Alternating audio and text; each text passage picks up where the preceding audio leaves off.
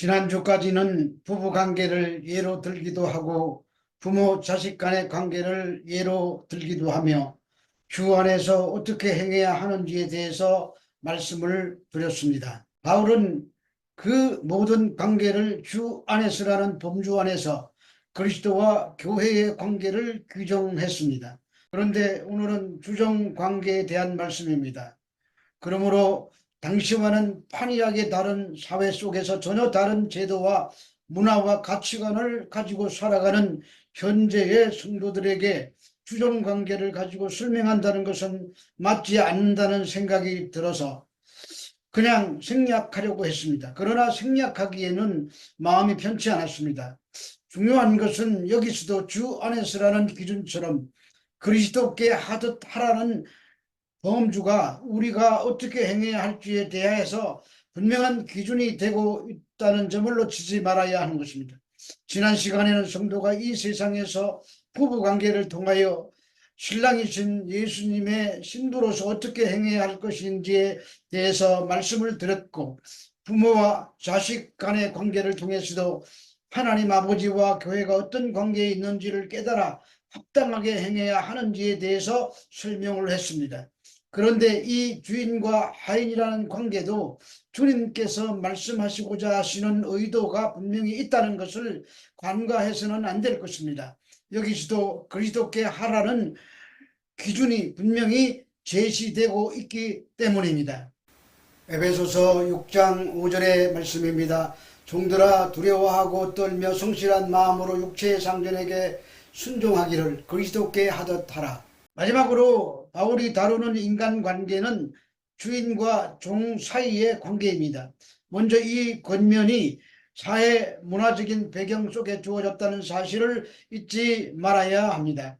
바울이 이 권면을 했을 당시에는 노예나 종을 부리는 것이 당연시되던 사회였습니다.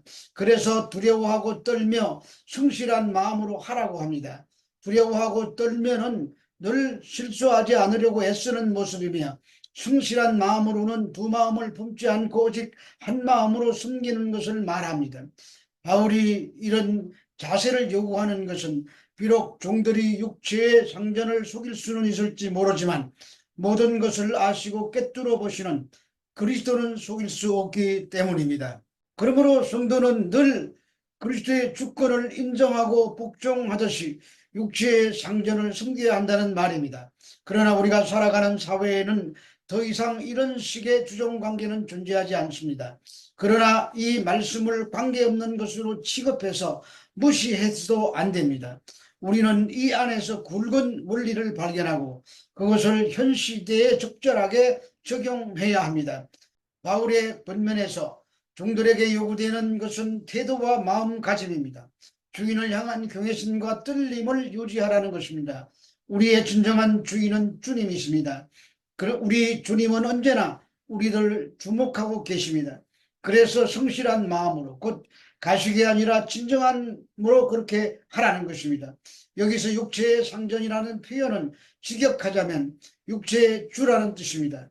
진정하신 주님이신 그리스도와 대비하기 위한 독특한 표현법입니다.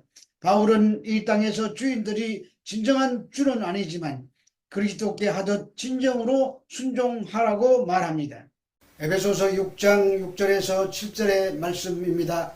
눈가림만 하여 사람을 기쁘게 하는 자처럼 하지 말고 그리스도의 종들처럼 마음으로 하나님의 뜻을 행하고 기쁜 마음으로 섬기기를 주께 하듯 하고 사람들에게 하듯 하지 말라. 순종하는 자세를 본문에서는 자세히 설명하고 있습니다.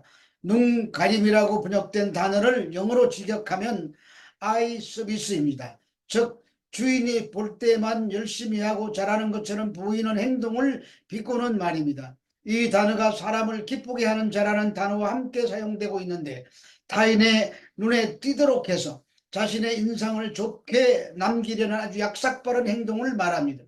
주인이 보지 않을 때는 놀고 있다가 주인이 나타나면 부산하게 움직이면서 마치 지금껏 열심히 해온 양 가장하는 것입니다. 그것은 마음으로부터 나오는 진정한 섬김이 아닙니다.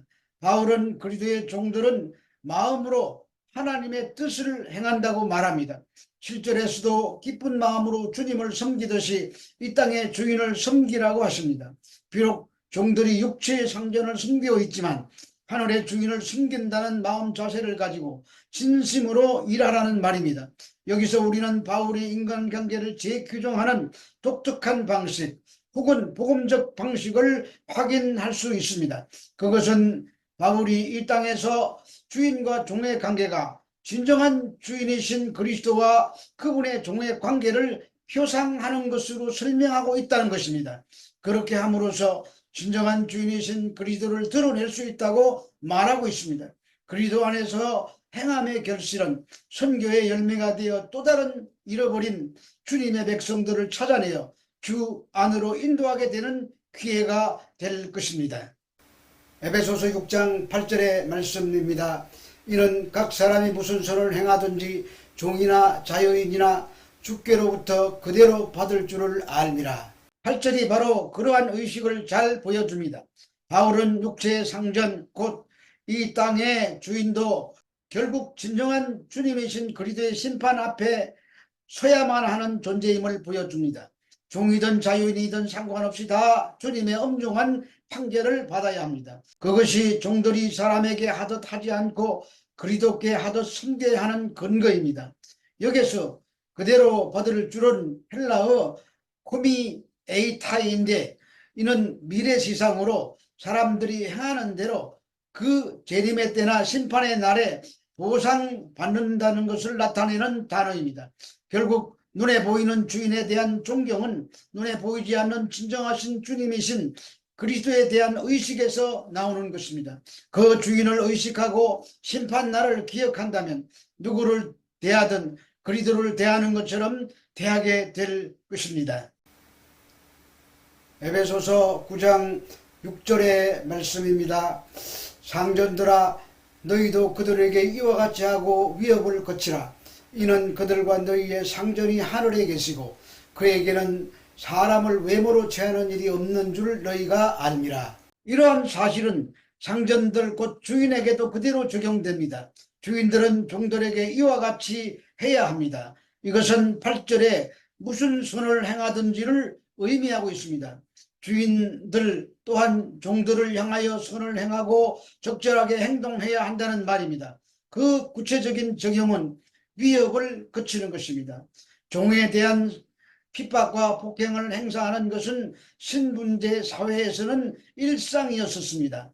그럼에도 바울은 주인들이 그렇게 해서는 안 된다고 말하고 있습니다. 그 이유는 다름이 아니라 하늘에 계신 진짜 상전, 진정한 주인이신 그리스도께서 이 모든 것을 지켜보고 계시기 때문입니다. 그분은 외모, 곧 사회적인 신분을 따라 사람을 차등하지 않으십니다. 여기서 외모로 취하는에 해당되는 헬라어 프로소플렘푸시아는 외적 요인에 기초해서 혹은 면전에서 가치를 결정하는 것을 뜻합니다. 상전들은 이 세상에서 획득한 자신의 사회적인 지위로 인해 하나님께서도 특별한 대상이 될 것이라는 기대에 빠지기 쉽습니다. 때문에 바울은 상전들에게 그리스도께서 전혀 외모로 취하지 않으심을 지적하시므로 상전들로 하여금 자만에 빠지지 않고 경각심을 갖도록 권면하고 있습니다. 성도에게 있어서 사회적인 신분이 높고 낮음은 진정한 주인 앞에서 백지화가 됩니다. 이 땅에서는 높고 낮음이 존재할 수밖에 없지만 하늘의 관점에서는 모두 한 주인의 종들일 뿐입니다. 로마서 3장 9절에서 12절의 말씀입니다. 그러면 어떠하냐? 우리는 나으냐? 결코 아니라 유대인이나 헬라인이나 다 죄 아래 있다고 우리가 이미 선언하였느니라. 기록된 바 의인은 없나니 하나도 없으며 깨닫는 자도 없고 하나님을 찾는 자도 없고 다 지우쳐 함께 무익하게 되고 선을 행하는 자는 없나니 하나도 없도다. 아담의 타락 이후 모든 인간은 다 죄 아래에 있었습니다. 죄 아래에 있는 인간들끼리 차별을 하는 것은 그 자체가 선악과를 따먹은 인간의 자기 중심적인 판단일 뿐입니다. 자기 중심적 선악의 판단은 자기 이해 관계에 따라서 형성됩니다. 그런데 하나님께서 보실 때 유대인이나 헬라인이나 다 죄 아래 있습니다. 모두가 다 죄와 사망 아래 있다는 말은 모든 사람은 차별이 없다는 뜻입니다. 이러한 죄인들 가운데서 하나님께서 창세전에 예수 그리스도 안에서 택하신 자들이 있습니다. 이들은 결코 자기의 외모나 자격이나 조건으로 부름받아 나온 자들이 아닙니다. 오직 하나님의 자기 아들의 영광을 위하여 일방적인 은혜로 부름을 받아 나왔습니다. 그런데 그 부름을 받은 자리가 각각 다 다릅니다. 어떤 사람은 종의 자리에서 부름을 받습니다. 어떤 사람은 자유인의 자리에서 부름을 받습니다. 둘 다 동일하게 은혜로 부름을 받아 예수 그리스도 안으로 들어오게 되었습니다. 이제 예수 그리스도 안에서 역시 차별이 있을 수가 없습니다. 오직 그리스도 아니냐 그리스도 밖이냐라는 구별밖에는 없습니다. 세상에서 종과 주인의 차별은 하늘과 땅 같은 차이일지 몰라도 주님께서는 사람을 외모로 취하지 않았습니다. 로마서 3장 22절을 보면은 예수 그리스도를 믿음으로 말미암아 모든 믿는 자에게 비치는 하나님의 의인이 차별이 없다고 하셨습니다. 그것은 주인이나 종들에게도 동일하게 적용됩니다. 이러한 의식을 가지고 있다면 주인된 자들이 어떻게 종들을 대할지를 결정하게 만들 것입니다. 오늘날 우리에게도 동일하게 적용할 수 있습니다.